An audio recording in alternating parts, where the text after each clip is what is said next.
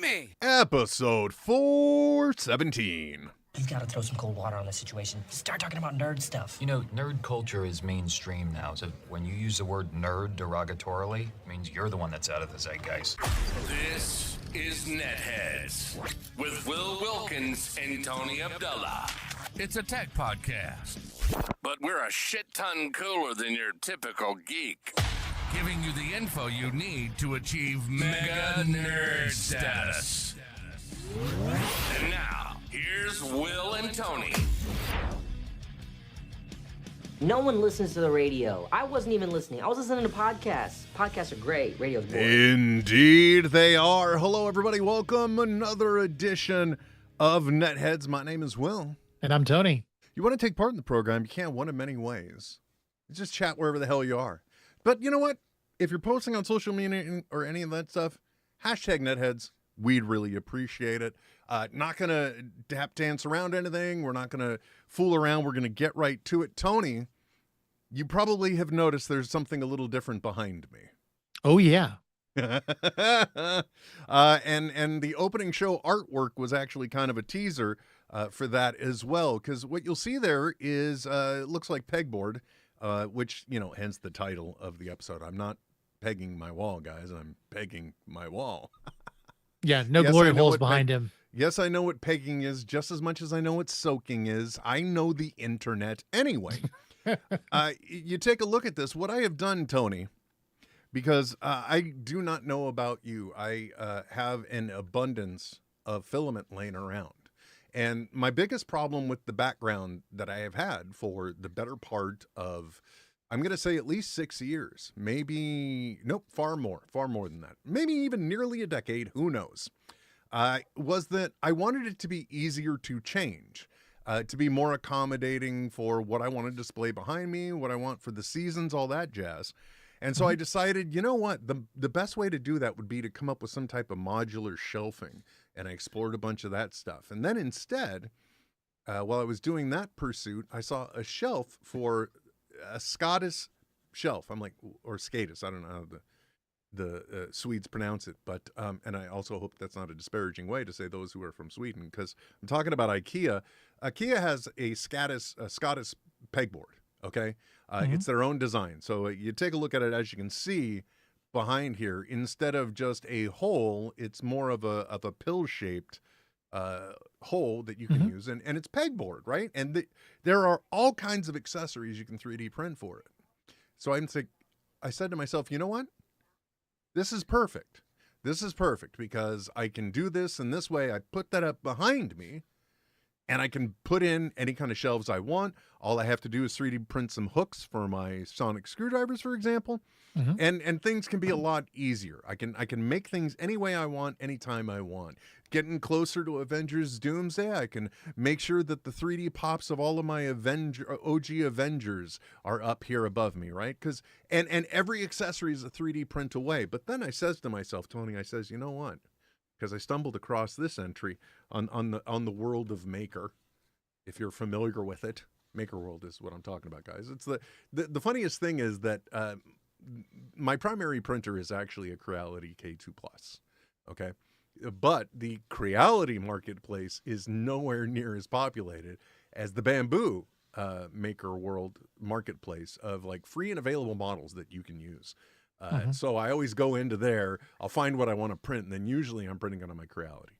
Right. However, in this case, I stumbled across a creation where a guy made the Scottish 3D panels, and he did it in a way to where it is infinite. So you look over here on the board edge, there's the indentations for those pill shapes, right? So I can throw those bad mother truckers right into place, and I'm just building pegboard. All I got to do is 3D print them. I also liked it because when I was looking at the Scottish pegboard, I noticed that I could get black, white, or brown. Not exactly the colors I want. And again, Right. I had the problem.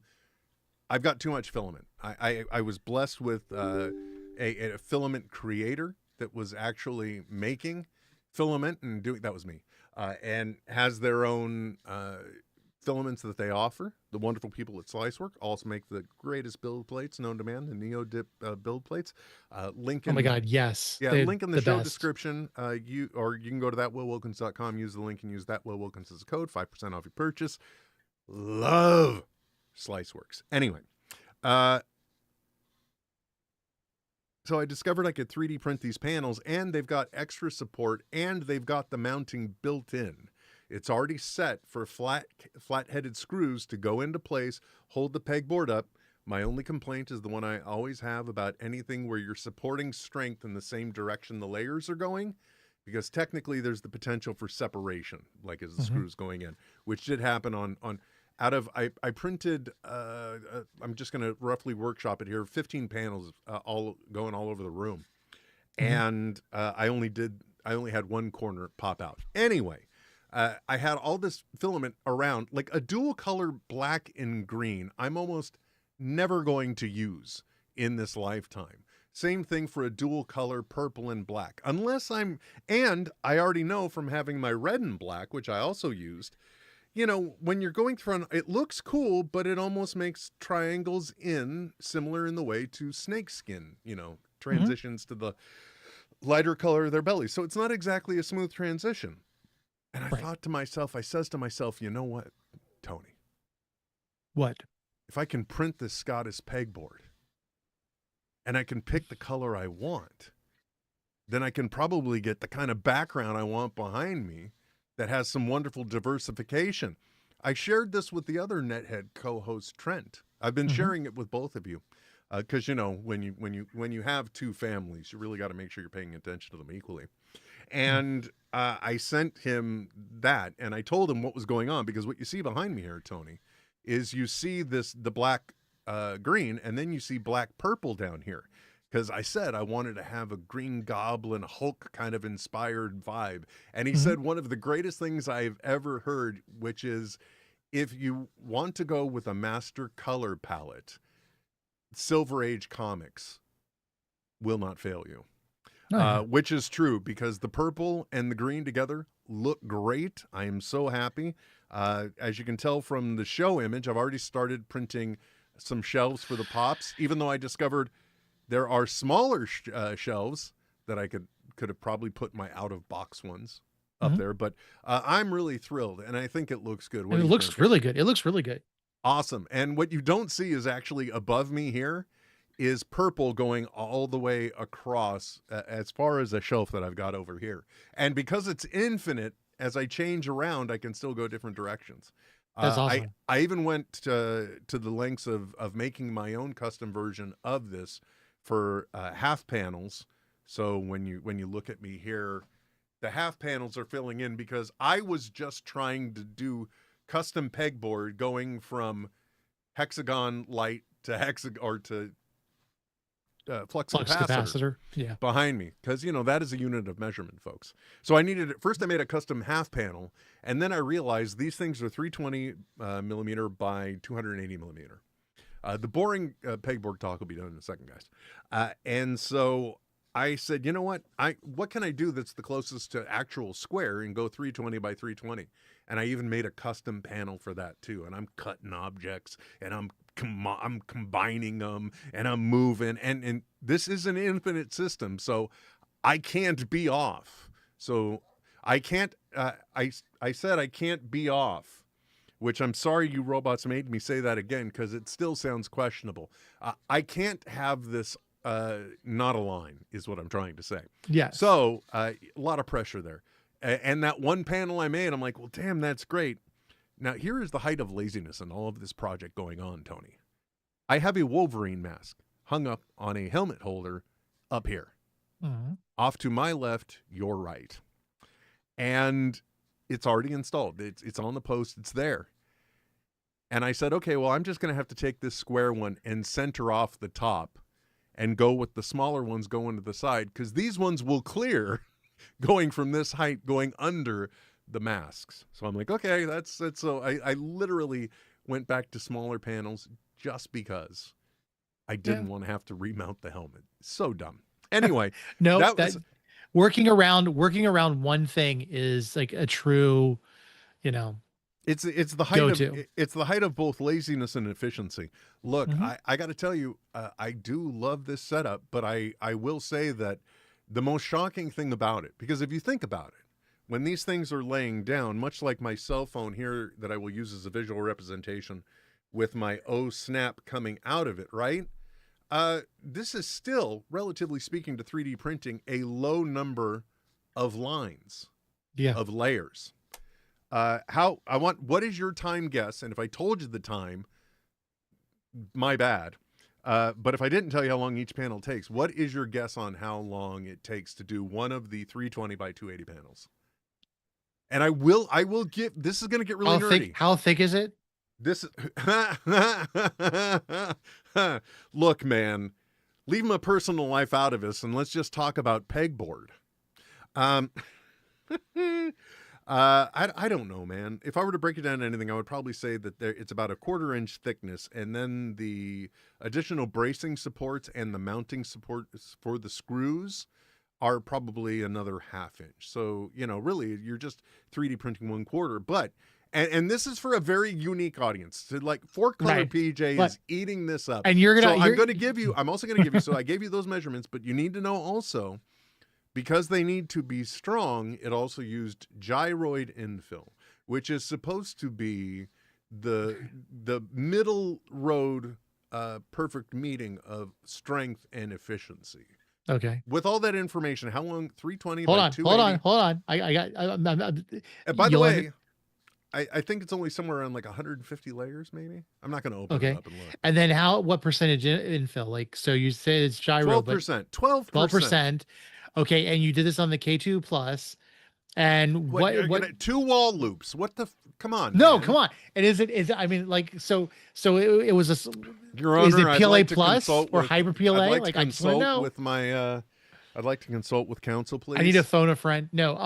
No, okay. What was your So, last question there, Mr. What Obnoxious? was it, like silk PLA or is it like PLA It is plus? a silk PLA. It's not a Okay. it's not a fast and Because furious that PLA. helps me understand like how fast the machine's going to go. Okay, Because with hyper okay, and plus, it that's does go fair. faster.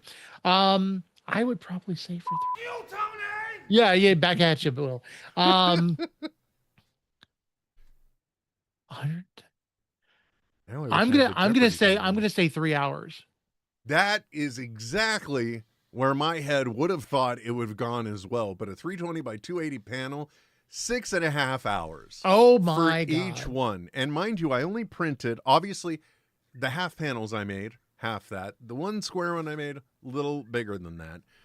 But half panels I did, there's 1, 2, 3, 4, 5 that I combined into a whole panel over here. And so collectively, let's just call it 15. We'll stick with that. It was the most frustrating and disappointing thing because, I mean, just like do the math, 15 times 6.5, that's how many hours. So it was a big exercise in patience. Just like, I'm going to set the print going. I always would do it at a time where, okay, I'm starting it off in the morning, so it'll be done sometime before I'm done working. I will kick the next one off, so that way that can go, and hopefully I'm not staying up too late, but I'm getting that one kicking off as I'm going to sleep. So I could try and mind you, again, the only build plate I have where these fit, the K2 Plus, so stuck with one printer. Mhm. It was a big exercise in patience, and the biggest exercise as well in self-control is the fact that, unfortunately, I did not realize that the pegboard I put on the sidewall is 1/4 inch lower than the pegboard coming at it on the, and honestly, I'm waiting till there's nobody in the house so they can't hear me doing this all over again and shifting everything up 1/4 inch. I got to tell you. Those have been my 3D printing adventures. First of all, any questions on those? No, I'm impressed. I- Did it in the way you laid it? It didn't have to do any supports or anything. No, because it That's goes awesome. flat, and then anything like because behind each one, I should have brought a failure because I had one where the silk filament just didn't. Well, you hold did invite onto me on. itself. Huh? You said you needed to bring a failure, but No, I said yeah, okay, that's just sorry, a Mom. little too harsh, and I think it's a little too late in the day for both of us for maybe that little bit stretch of humor. Look, you were on point, but I'm just not paying attention. You got to That's learn. okay. I don't really, That's okay. Tony, listen, look at me. Come closer. Closer. Okay, listen. I'm not saying I'm a narcissist, okay? But It's implied. most of the time, I'm just listening to me. Okay, so with that out of the way, I know, because most of the time I'm sitting here not really saying much. there you go. That's So- why you try to be quiet when I do my shows, which I think is hilarious. And I also try to be quiet and let you speak when Until you actually- decide to derail me. Yeah, exactly. So, to answer the question, there were no supports involved whatsoever, and it's Nice. wonderful because it does have in the middle of each block and on the middle points of the sides, it has a piece that goes out that its sole job is to just make sure it's the same level all the way across, as well as providing an additional friction point. Which I don't want to get into the physics of this nonsense. But like, those gradient lights from Philips that you can Oh yeah. have play behind your TV. Yeah. I kept having them fall off the back of the TV because it was inside of a bracket with 3M tape, double-sided, on the back of the TV. TV gets warm. Do you know how I fixed that, Tony? Hopefully How did I've you talked fix about that? this before. I switched to command strips, and do you know why? Because even though the glue is getting warm again, right? So in theory, that loosens it up. It loosens the glue from the warmth. By using a command strip on either side, one on the TV, one on the bracket, the friction point is now in between, and somehow that becomes the stress point, and the loops are what are holding it together, and not the connection points of glue. Look, man, science is messed up. I'm supposed to be smart. I don't get it, but it works. Not going to question it. Yeah. One other thing I will say about it's been interesting. New year, new you kind of thing. By the way, Tony, since we haven't podcast so far this year, Happy New Year. Happy New Year to you. Obviously, I've been trying to adopt the new year, new me thing because I have finally mounted, pegging the wall, mounting the ceiling. What is going on here? Will, we did the last show was on the 1st. Oh, that's right. It was New Year's Day. Never mind. Well, Happy New Year again. I take it back. Again, it's too late in the day for us. I finally did get all of the acoustic panels up on the ceiling and around the perimeter. But I will say, with the new 3D printed background, I now have no acoustic foam behind me. So the sound quality of this show has had me freaked out because technically I'm in front of a 49-inch monitor. So I'm in front of a parabolic surface that in theory will take every bit of acoustics I give to it, and it's either bouncing that way or it's coming right back. And I will tell you, to reassure you, it sounds really good. Like I can't say I'm having any problems with it. Well, that's good because last time I was just clicking at you the whole show, apparently. Yeah, it was like you were popping and fizzing. And I thought you were like going to join in Rice Krispies. Exactly. Or I was trying to become one of the Slee stack. Who knows?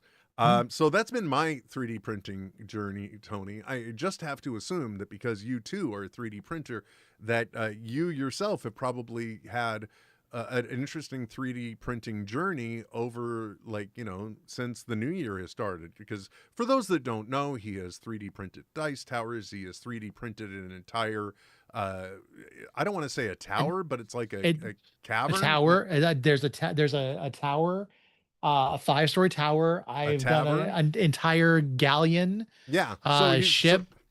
So obviously, you got to have something. I mean, look. It's no pegboard on the wall, but I'm sure you've had something. So what have you been doing on your end? Epic fail is what I've been dealing with. What do you mean? a very epic fail. Okay, so when you're printing, there will be times where you find filament that is just not up to par. It causes problems. And if you have a Creality printer, I would say the one thing you want to stick away from is the Solune or however it's pronounced. Soleil? Filament. So sure, go with it. That will really. It produces more dust. It will cause your extruder to slip. you will have further failures. And it also doesn't have very good adhesion, even with a SliceWorks, with which I will be honest with you, it did fix the SliceWorks. Matt did fix it for a good long while, but I get more fails and more problems with the whatever you called it, Chilean. That's what I'm going with. Okay, we're at this point it doesn't even matter. Soylene. Like you're soiling your pants. Soiling. No, it's Yeah. one of the ones. It's actually technically it's a Creality brand too. Yeah, which would make you think it would work better. I mean, like, yeah, because they're going to be pushing it, but I take it hasn't worked better. I made the mistake of buying not one, not two. I got 10 full spools of this thing and was religiously using it. And the majority of my tavern did successfully print with it, but with a lot of failures. A lot of times the build plate, it just wouldn't stick to the build plate. It was riding up in sections. Things were uneven. May I cut in for a moment to make a comment? I completely feel your pain because I was trying to use, it's over here to one side of me, and it's the half panel behind me, called Black Silk. It's not by Soleil or whoever they are. But it was just, that's the one that didn't adhere to itself. It was doing all kinds of funky crap. And I just have to say that one of the amazing extras that I got when I had the Ultra Pro slice box from SliceWorks, which again, you go to link in bio or go to thatwillwilkins.com, click the link, use code thatwillwilkins, save 5%. One of the bonuses that I was able to get is a filament dryer. And I took each roll and I baked it in there for about 3 hours. And after I did that, those damn things printed like a son of a gun. So you're probably not really thinking about it, but it could be moisture might be an issue. Okay, now I'm going to be quiet. So I had a fail a couple months ago where it oozed out of the hot end and it ruined the hot end. I had to buy a new hot end. Oh, I And remember I was like, okay, you know what? I'm done with this filament. I'm sticking with PLA Plus or something else that I'm getting from a credible place like SliceWorks. And so I put it away. I had an entire box that had never been opened, still in the plastic vacuum sealed bag. I left it be. And I've been printing with PLA Plus, and it's been working fantastic. I've absolutely loved it. I started having extruder issues because the dust had gotten into the extruder. So I got the DXC upgrade, which doubled up the actual gears to push the filament down, which was fantastic. Worked perfectly. And then I ran out of PLA Plus, and I didn't get paid yet. So I'm sitting there going, let me see what else I have to use. And so I had taken a lot of my remnants of my PLA Plus and fused them together, and it worked for a while. And then it kept breaking, and the DXC extruder had the filament run out sensor in the actual gears. And so what I ended up finding out was every time it broke, I'd have to take the whole extruder out and then pull the PLA out and then refeed it. Got to be so frustrating. So I was like, you know what? Tony, wait. What about the left flange? Pretty much, like you just had to get the spot, like you had to hit the bean a little bit. And but literally, your solution, I want people to know how bad this is, because the pictures that he sent me, yes, all that conversational nonsense was a facade. I know this guy got screwed over bad. The extruder looked like the inverse of a soft serve cone. Okay. So if you took a soft serve cone and you flipped it over, that's how the filament was globbed onto the nozzle of his printer. It looks like, it looked like the Stay Puft Marshmallow Man had his way with it. You know what I'm saying? It's not what you want to see, because it's a giant glob that is also starting to encompass and move over wires and stuff. It's bad. And if I came close to having this just because the stupid little gateway for the crap ejector on the printer wasn't working. And I was just like one moment away. I just happened to come out and check it. And I'm like, what the hell is that? So I'm dancing around the head that's moving and trying to do a print, and I'm like, flick, and it comes out. But Yep. it sounds I've done like the same thing. and I sound like the inverse of it is what got you here. So anyway, so you had the big problem. You did all the upgrades, and I fixed it. I did all the upgrades, and I used the Soleil filament again. Soleil Moon Fry. Thinking filament. I'll use it until I get to where I can just, I can get my PLA plus and get back into it. Moon Fry, by the way, kids, played Punky Brewster back in, I think, the 80s. I'm old. Sorry, Tony, go ahead. I remember Punky Brewster, but it did it again. I came home, I looked in the freaking 3D printer, and there's this giant glob of what looks like a cancerous tumor hanging out of my extruder and my hot end. And all I could think was, I just replaced all of this crap, and I had to do it all over again. And so I took my Fantic soldering iron and was starting to whittle away at it. I turned the hot end on, got it to about 205 degrees, was starting to release it. And then what did I do? You saw the lights go off on the 3D printer, and I popped an error. I accidentally severed the thermostat wire. And so I will be getting my new hot end in the mail tomorrow to replace, and I can't get my extruder off of the thing. The entire head is taken apart right now. I feel your pain, sort of. I've had some nozzle issues on my bamboos, but that is the one thing that I will say about Creality, is that a lot of the time it's going to be a self-serve solution in fixing something. Like, for example, I don't know why this is, but underneath the print heads on the K2 Plus, there is a sensor, and it exists to test resistance of the head against like when it touches down to the build plate to verify distance and all that jazz. Mine's failing, and it is a nightmare solution if it's covered under warranty. Because you have to take the front of the thing off, the back of the thing off, this part off, that part off. Now you can put this new sensor in, and then you've got to do all that in reverse. And you get me around these print nozzles, Tony. I look like Hulk hands when they're coming out. It's these big meaty sausages, these fat sausages going. Yes, right. Yeah, see, and I understand completely, because why do they have to change the size of the hex bolt every single time? Like you got to use this Allen wrench, you have to use that Allen wrench, and then you drop it and you're trying to figure out which one am I using, and then where did the screws go? Because they've got 50 different types of screws that look identical, but they're all of different lengths by millimeters. Tony, I know this whole thing is sounding like it's fully sponsored by SliceWorks.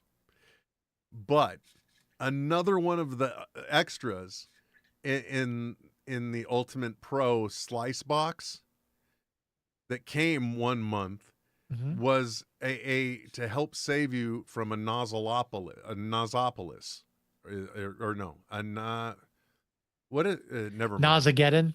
Nozageddon. Yes, it was a full kit of all the different hex sizes and different wrenches and different connectors to work them at different angles. And that was one of the extras that was in there. So I just got to point that out, because I literally was just looking at it today. Because, I did the whole grid fitting. I'm sorry, I don't know how the whole show became about 3D printing, guys. But why shouldn't it? Why shouldn't it? I did the grid fitting thing in my drawers. So I'm always like, okay, now I know. It's just taking a little while, because I'm like, okay, now I know the type of shape and thing I need here. So now I'm going to I'm filling it in like as I go. And that was one of the things. I'm like, okay, it's a 3D printer repairing tool. It goes over here. And then I was just admiring it. I'm like, look at all this stuff, man. When I finally have to deal with replacing the nozzle, which, by the way, I think I did have one minor like clog. So there's already another nozzle on standby. I'm prepared for the eventuality. Well, I ended up buying a replacement hot end, and it's kind of, I call it the unicorn, because it's got a longer like little tube that leads to the hot end. But I got one that was also good for the K2 Plus, just so that like it would be like if I ever replace it, I could just take it from there. but then it comes with all the little needles and all the little cleaning Man, things, and I'm like, look, yeah, I'll do that. all I'm saying is you lost me at talking about filament joining. Like if there's ever a time where you have the opportunity to move into a color engine for the 3D printer, if for no other reason, it's because, like, if you're going to be painting over it anyway, you can just tell the 3D printer, okay, it's white filament in slot 1, it's white filament in slot 2, and it's not white filament. You don't care, you're painting over it, and it just automatically moves on to the next one without that giant time of trying to swap filament or recover. Yeah, Nice. causing a layer line. Wow, man, that got really 3D printer nerdy that I wasn't expecting, because I, why not just pivot on a dime in a complete non sequitur fashion? Tony, the news cycles drive me nuts, and thankfully I'm referencing not in a way that you're probably imagining. Last time we talked, I was oozing all over the upside down of Stranger Things, the series finale, right? And then we got to find out after a fun theorizing time I'm not going to name because I in no way, shape, or form want to be associated with or discussing it. A certain, Disclaimer. interest. Don't. It's like Candyman. You'll summon it. No, You don't want to get on the algorithm? I don't want to get on the algorithm that way, man. I want to earn it. I don't want to shortcut my way to talk about conformity gate. Anyway, that was nonsense. But then we found out that we would get a special, like, the making of season 5 documentary. And the thing that absolutely killed me was the very first complaint I saw come out of the documentary on social media that then did pivot to things like articles on Collider and the like, where it's like, fans are justified about their feelings on the finale because they went into season 5 without the finale being written, like the actual finale episode. To which I say, one of the greatest televisions of all time, Breaking Bad, did the exact same thing. As did almost every other television show out there for the most part. They literally came either into the season or it was the mid-season break, where we see Walt have this gigantic gun in the trunk of this car that he's getting from his former arms dealer, if you will. And listening to the official podcast, you learn, we don't know what's happening with that gun, but we put it there. We know we got to show it later. We don't know how we're going to do it because they too were in the production process and didn't have it. You don't necessarily go now. The other thing I would say is for anybody that's complaining, well, it either sounds like, or they did say that they also were getting red pages on the actual finale episode, which means you're getting things that are either being written or rewritten. I wouldn't be surprised if they didn't go into production just for the sake of getting it done while they were still probably making changes or writing. They know what the beats are and they just need to connect the dots. So I could kind of see that happening because that way they go for the broader strokes, which the documentary covers. They go for broader strokes of, if you go, like, we know we need these places. But like, if you go back and you look at even movies, there are a lot of times where a movie will wrap up filming. They'll test the footage. They realize this is crap. Dude, and they go back and they do reshoots that change the story. You're talking about the Marvel method, okay? They don't go into these things with solidly. That's the one thing the actors have constantly Iron Man told barely us. went in with a script when it was made. Exactly. So, it's like, guys, sometimes the magic just happens. I think the reason why there's so much flack for this show is because everybody built up their theories. And this is where TikTok and social media and everything sucks. Everyone had a great time coming up with theories and coming up with ideas, and then conformity decided it was going to do its thing, which if they would have pulled that off, it would have been phenomenal. But because everyone's expectations weren't lived up to because they built up this fake facade of things, they're like, oh, they're crap. They don't know what they're doing, whatever.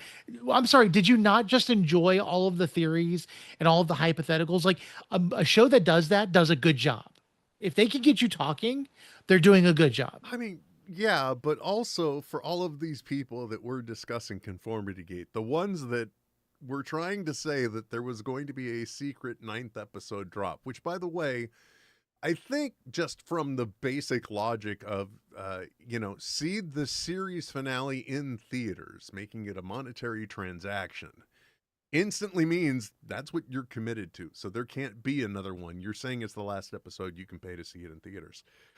So there's that. But, that's the Marvel method, time and time again. So I just hate the way that I've seen the media run with it in that manner. Yeah. We're in a day and time where there is it's the same reason why it's like, why are there so many horrible people that are getting a platform out in the world today? Well, it's because the internet has become a sounding board for any stupid opinion. Hi, or everybody. Yeah.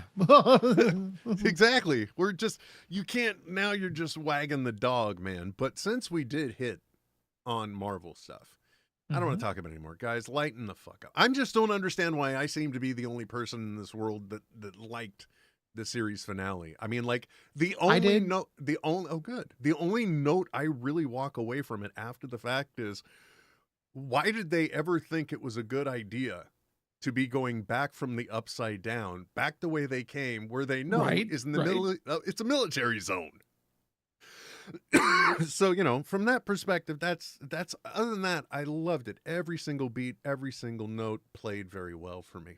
And I'm just sorry that other people didn't get that. But, guys, it's just television, right? But speaking of entertainment, and having mentioned the Marvel method, a while back in a group chat somewhere, I don't know if it was on Discord or TikTok, I shared a video with the group, Tony. I don't know if you remember this.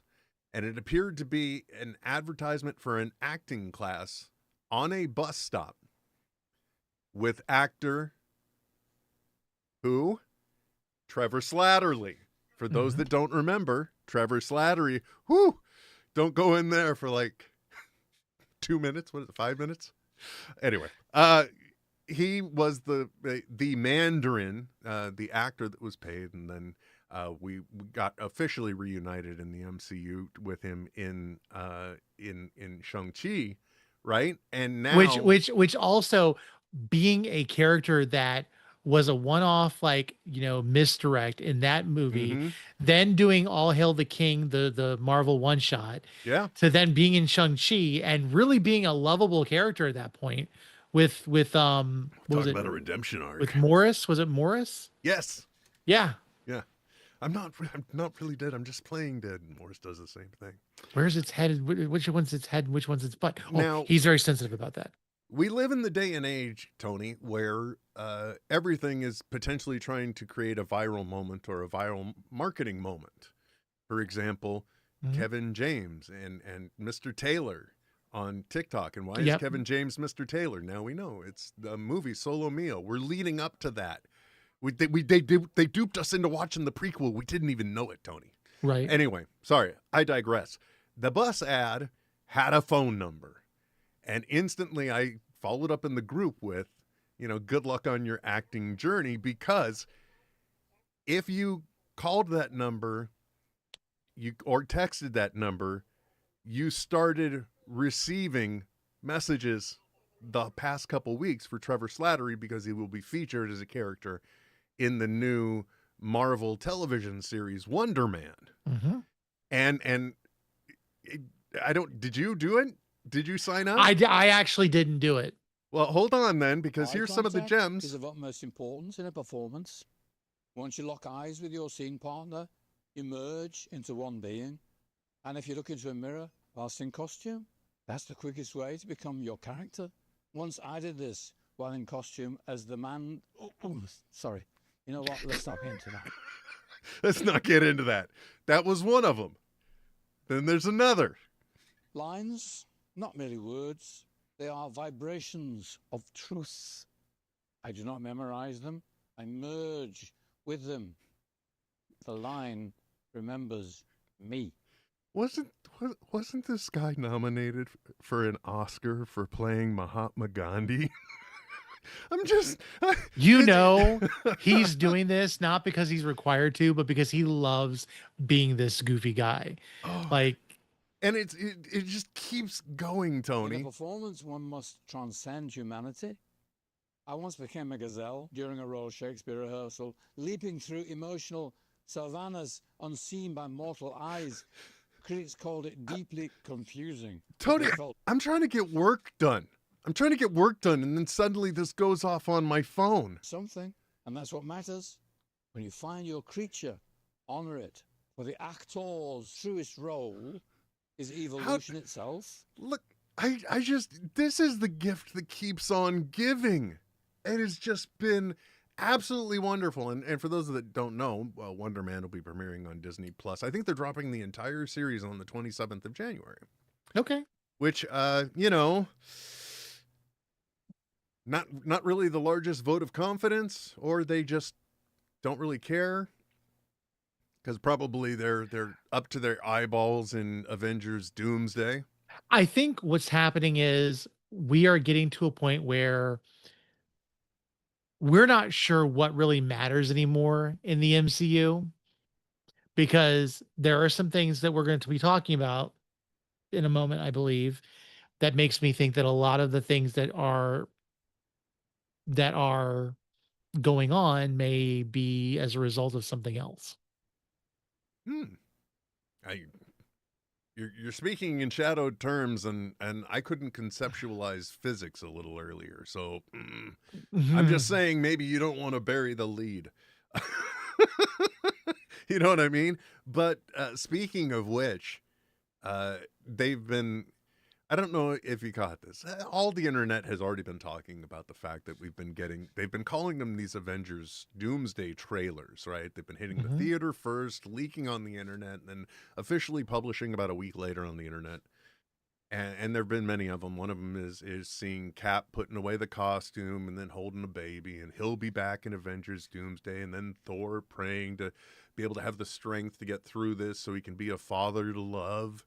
And then what was the next one? Shuri. Okay, so that was it. So like Black Panther, Namor, and Wakanda meeting the Fantastic Four. Ben Grimm between Yancey and, oh God, I love that. All they gotta do is have him pop up every like 10 minutes, mention Yancey Street, and I'll be happy with Avengers Doomsday. So the interesting thing that people have been like oddly theorizing about, I don't know if you caught wind of this one. Oh, by the way, sorry, to finish the thought, the Russo brothers. Why is that? Everything's brothers now, man. We should have told people we were brothers, and we might have a production deal right now. The Russo brothers have said that these aren't teasers, these aren't trailers. They are just things that are telling a part of a story. Yeah. And a tone. And it's just like, first of all, why you gotta play with my mind like that? Why can't we just call it what it is? Because we've been dealing with the multiverse and we've been dealing with timelines. And I personally believe, and of course, if I'm wrong, do I even give a crap? I don't, because I'm going to go watch the movie and I'll tell you I like it when I first, and then if I don't really, if it wasn't like up to par, I'll probably not watch it again for a while. But either way, it's going to be eye candy. It's going to be fun. It's going to be, exciting. But I personally think that Doomsday's already happened. And in these clips are the after effects of that stuff. Because I personally believe when you tell us we're having Doomsday and Secret Wars, Doomsday is the story of, just like with Infinity War, there was no Infinity War in Infinity War. There was Thanos' quest. Thanos was going for the stones. Oh my God, can we retcon the name, please? Avengers Thanos Quest. It's literally what it was.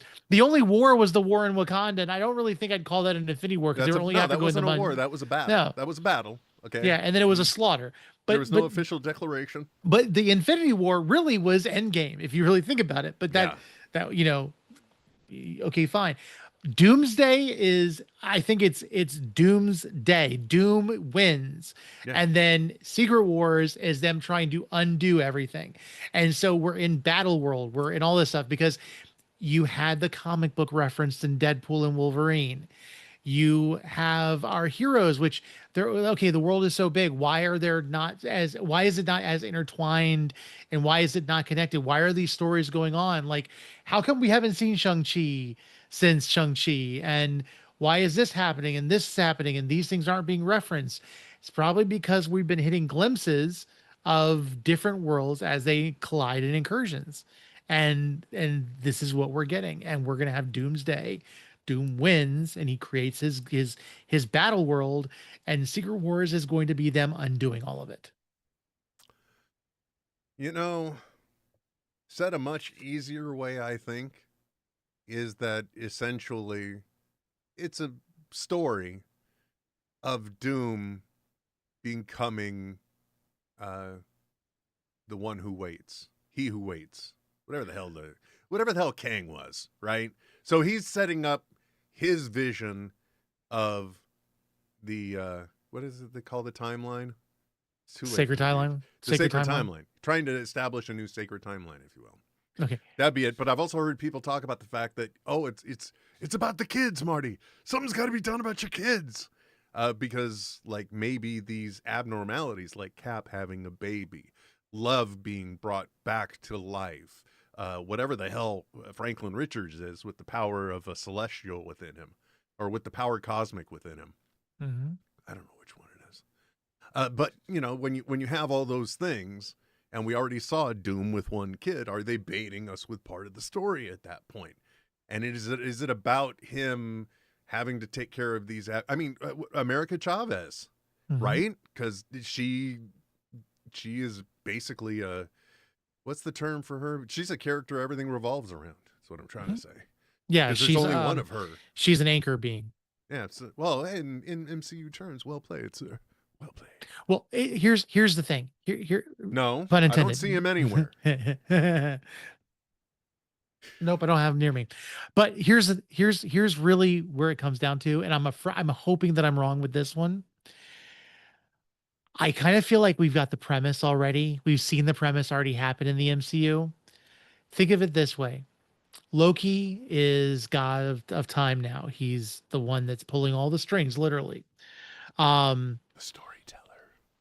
What if he's the Beyonder? Or I'm sorry, not the Beyonder, the Watcher. He's the Watcher in this version. And literally all of phases 4 and 5 have been a giant what if. Let me tell you, buddy. They've been a giant WTF is what they've been. Not a what if. But think about it. You've got all of these stories and you've got all this stuff, and Loki's involved in all, and then he's going to bring his tag team, picking and choosing from different stories of the people that he's set as the champions to save everything. And then I'm just saying, I hope I'm wrong. It's always great when people that are familiar with comic lore theorize on this stuff, because we encapsulate grander ideas than probably the anticipation could be translated to movie-going audiences. Like I had one, what I thought would be an epiphany that now matters not.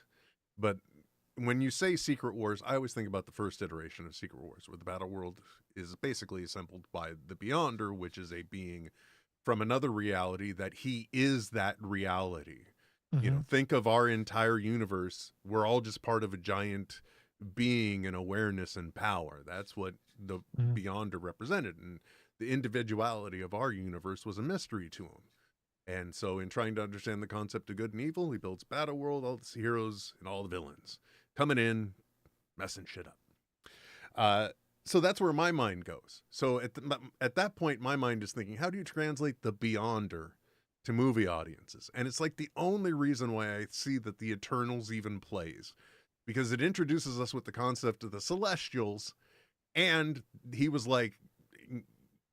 grabbing Eternals, and then he's just like, I'm gonna do judgment now if these people are worth what you're saying they're worth, what you've sacrificed because of this. And the judgment becomes battle world. That was like I wonder if they're going to do that, because my whole journey in phases 4, 5, and 6 has been trying to understand how Eternals plays it all, other than trying to have a super loaded cast with a grandiose concept. Yeah. And I wish we would have had more from Eternals, because I felt like Eternals, Shang-Chi were great starts into a new universe Mhm. or a new storyline. And then they just were like, nah, diversity, yeah, we're not going to do that anymore. The only thing that I'm really not looking forward to in Doomsday is seeing the reaction of the general public if it plays, because we've already had a glimpse of that with the Guardians of the Galaxy Christmas special, where you see the different reactions of people on the street, because they live in the world where the attack on New York happened, half of everybody disappeared, right, and then came back. So the sight of aliens and hearing about this massive battle that apparently happened with aliens in what used to be Avengers compound, right? All these things, that's the world you live in, and now seeing some other major event, it's just like, that's going to break people's brains. I want to see it. I honestly, I want it to be that the people of the MCU are so desensitized that you've got a guy on the street, hot dogs, get your hot dogs, hot pretzels. And then all of a sudden you see this like cataclysmic thing in the sky open up and everything else. And everyone stops and looks up and he goes, 2 for 1, 2 for. And everybody looks back down.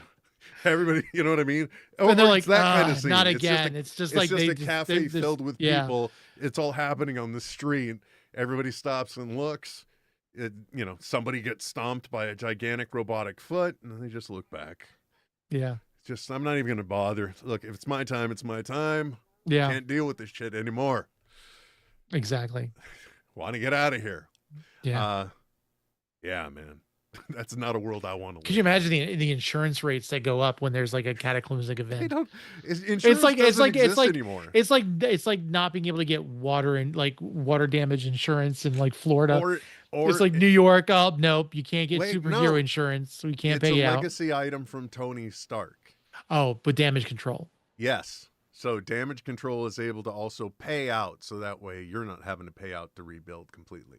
Just don't have any of the alien tech in a contract to haul it away. That'll be a problem for you. Which is interesting, though, because if you think about it, when we were looking at what was going on in No Way Home, damage control kind of confiscated a lot of technology from Stark Industries, which was one footing the bill for damage control. Yeah, it's kind of, makes you think, well, the whole system's rigged. But thankfully, before we get to Doomsday, we'll actually at least have a brand new day. That's right. We are going to have the Spiderman back beforehand, which is nice, because I need a world where Peter Parker's doing something new. That's what I need. Also, by the way, Homecoming, cinematically speaking, sitting in that audience, and it was a high tension audience, Tony, right? The air was crackling. Not to mention the air conditioner was failing, so that was uncomfortable. But the air was crackling, and you're just like, oh, look, and he's finally accepting. I'm just going to be a kid. I'm going to do quick things. I'm going to go to Homecoming. And then their door opens, and there's Adrian Toomes. And I just, like, the air pressure changed from the audible gasp. One of my all-time greatest cinematic experiences overall, which is the reason why I love going to the movies. I really do. I know I've talked a big game about, just watch it at home, but hey, look, we do have Stranger Things at home. I don't need to see it in the theater with people. But man, oh man, that was a moment. Sorry, I don't know why I just had to flash back to that, other than the fact that I like remembering happy things, Tony. I like happy stuff. Oh yeah. Speaking of staying happy, first of all, Patreon supporter of the week. Pardon me, I completely blanked. I believe it's Brian Pohl. Hopefully I got that right, because I talked him up all pre-show. So thank you for your support, sir. It's because of the things you do that we're able to do upgrades for the things we do to bring you more. And if you're not familiar with it, Patreon supporters get bonus audio and video before each episode, as well as other perks, a special video version of this as well with those same bits on either end. And please, again, go to thatwillwilkins.com, click the SliceWorks link. They have got subscription boxes. They have got filament. They have got the Neo-dipped plates, which, in case you haven't heard the point about them, is they really take the worry out of, is this thing going to hold on to this build plate while it prints? And if you're a 3D printer, you'll save money on glue sticks because you won't need them. Yeah, exactly. So check them out. Use offer code that Will Wilkins at checkout. Get 5% off your purchase. Thank you very much for joining us, guys. The day is long in the tooth for Tony, not quite so much for me, but we're both fading fast, so it's time to go. Also, want to remind everyone as well, check out It's Fanbox for all the fun stuff that Tony does with other friends of his as well, especially the ones that wake up on time, doing like TARDIS talk. Sometimes I wake up for that one. Sometimes. It's fun. I had bad stomach issues Saturday into Sunday, so I was thankful that I was bummed out. I woke up at 11:40 a.m. my time, and it was 40 minutes gone by. But believe me, I needed the rest, sir. Listen, I crap out a couple weeks, and I'm like, not feeling well. I completely understand. That's the thing about It's Fanbox. There's no pressure. We're not trying to win awards. We're not trying to, make money. It's just a place for us to be able to have fun. A good American goal. We ain't gonna We're make not money. trying to-